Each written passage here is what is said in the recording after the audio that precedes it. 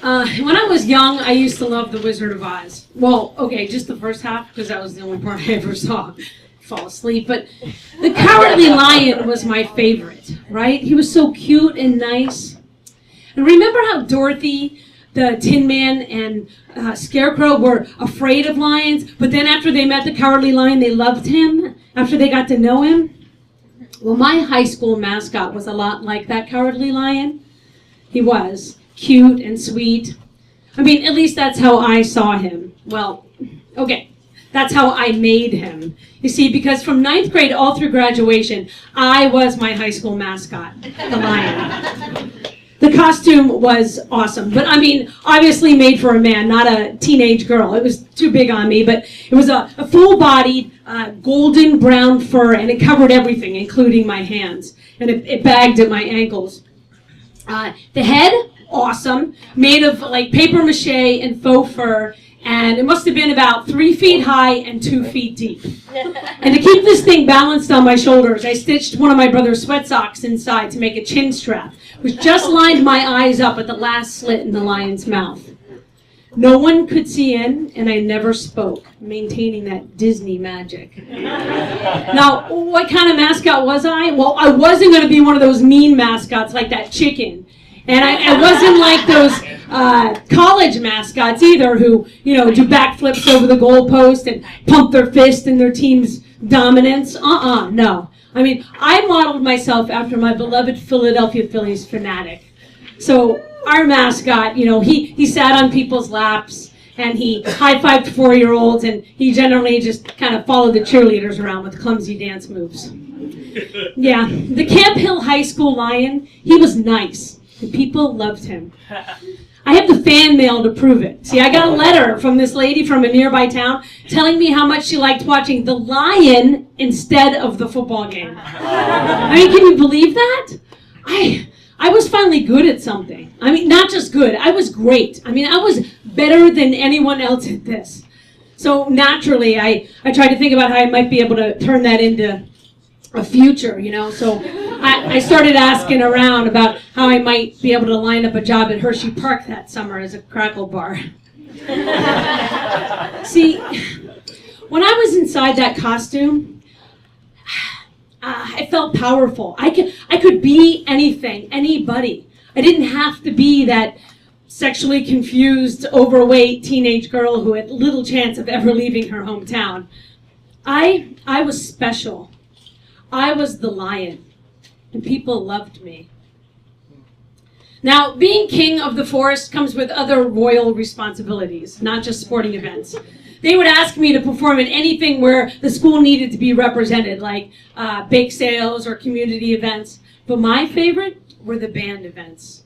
How I loved marching with the band, right? With those flags behind me and the horns blaring.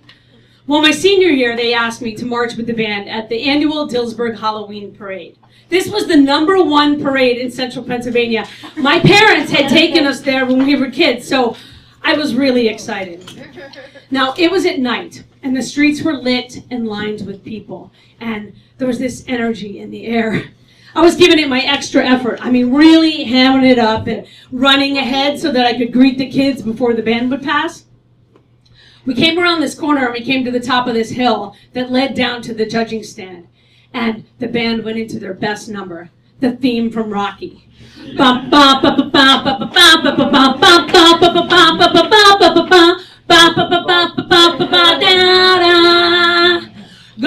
fly now.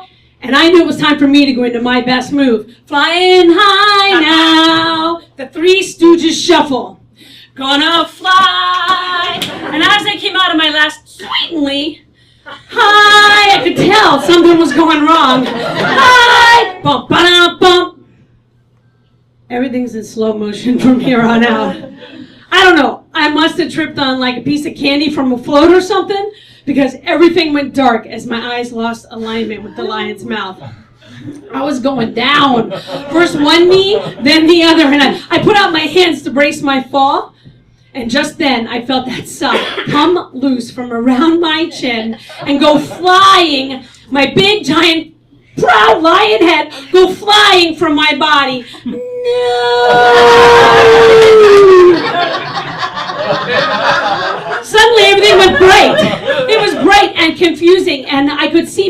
faces clearly for the first time as their expressions changed as they saw my face for the first time. And I could hear this loud rise of laughter as this group of 11-year-old boys began to taunt me.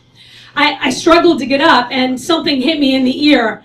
Candy corn was coming at me from all directions, bouncing off my big furry body, dangerously whizzing by my tiny human head. Those boys, they weren't boys at all. They were flying monkeys, and they were out to get me. I needed my head. So I looked around to see where it went, and it was rolling down the hill in front of me. So, I went chasing after it and diving and missing it as the crowd laughed and the monkeys attacked. And then finally, in this forest of lions and tigers and bears, I saw my Dorothy. She bravely reached out and grabbed my head away from the flying monkeys and stood there. And when I got to her, she had this very kind look on her face, and she held it out for me. And I looked her in the eyes, and, well, you know how you don't cry until someone else recognizes your pain? I started to cry. She helped me put my head back on, and I secured the sock around my chin, and I immediately felt safe, hidden inside that costume again. Started to cry harder. I didn't know how to thank her, so I gave her a high five, and I ran ahead to catch up with the band. By this time, they had passed the judging stand. Back in front of the twirlers, I struggled to regain my lion pride, but it was tough. I basically was just going through the motions, walking in the middle of the road and just kind of waving at the kids on the side.